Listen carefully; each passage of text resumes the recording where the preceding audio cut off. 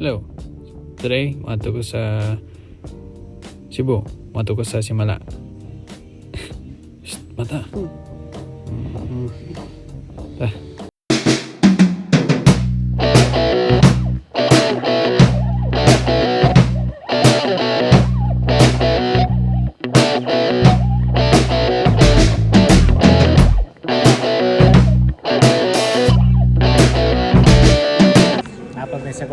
Sa terminal sa apa dahil sa pantalan sa barko dahil kung isang ticket ng gunat nila rin ato may og Cebu si Haiki yan.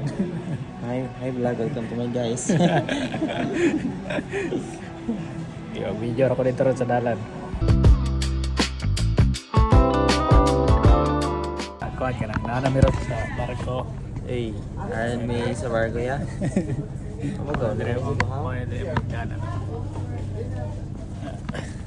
Yang cewek masulti bos.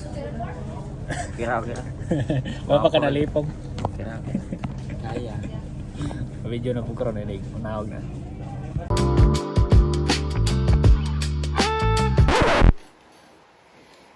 Hey, video recorders here. Samtang nag-edit ko sa ko ang video, nakita na ko nga dahil ko mga part na wala na video. So ako na nag-explain ang part yung katong mga kulang. So, diri nga part is nanawag kami sa barko. After naman pagnawag sa barko is sakay mi og tricycle, 30 ang plate ni ato mi sa kanang terminal sa Bihar. Ni ato mi sa gikan sa Toledo padulong sa Cebu na South Terminal. South. Wala ko basta terminal sa Cebu padulong sa Simara. So after naman to pag-abot na mo sa kanang terminal ning palit mi og ticket naman ni exit sa mi una sa terminal then ibalik mi sa entrance then ipalit mi og ticket padulong sa Simala then ato mi sa katong Bihar then isakay mi sa Bihar then ano ni pag-abot naman sa Simala.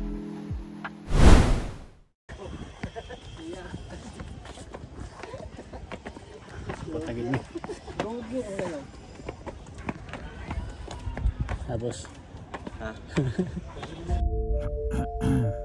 As we arrive here, we felt a quiet sense of awe washed over us.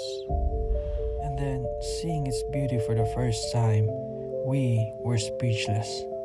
The towering castle-like structures, the intricate details, the colors, it felt almost unreal, like stepping into the place where heaven gently meets the earth.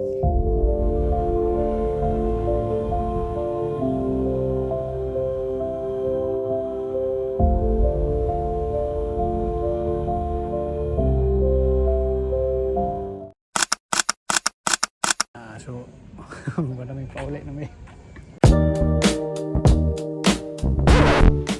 So, nanasad ko. So, bali, after ato is kanang ning pauli na may.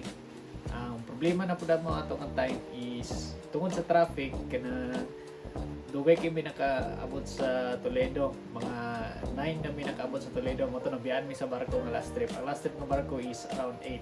So if kamo mo atapon mo dito niya sa Simala, make sure nga kanang sayo mo makauli o consider niyo nga nasa kanang madili mo niya.